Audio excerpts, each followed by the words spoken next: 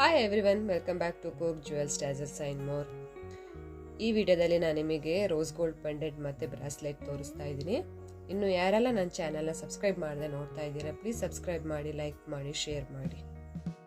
ಈ ಕಲರ್ ಜ್ಯುವೆಲ್ಸ್ಗೆ rose gold, pink gold ಅಥವಾ ರೆಡ್ ಗೋಲ್ಡ್ ಅಂತಲೂ ಕರೀತಾರೆ. ಪ್ಯೂರ್ ಗೋಲ್ಡ್ಗೆ ಕಾಪರ್ ಮಿಕ್ಸ್ ಮಾಡಿದ್ರಿಂದ ಈ ಕಲರ್ ಬರುತ್ತೆ. ನಾರ್ಮಲ್ ಗೋಲ್ಡ್ಗಿಂತ ರೋಸ್ ಗೋಲ್ಡ್ ಪ್ರೈಸ್ ಸ್ವಲ್ಪ ಕಮ್ಮಿನೇ ಇರುತ್ತೆ. ನಾನೀಗ ತೋರಿಸ್ತಾ ಇರೋದು 18 carrot rose gold pendant set. ಇವೆಲ್ಲ ಪೆಂಡೆಂಟ್ ಡಿಫ್ರೆಂಟ್ ಶೇಪ್ ಮತ್ತು ಡಿಫ್ರೆಂಟ್ ಡಿಸೈನಲ್ಲಿ ಇದೆ.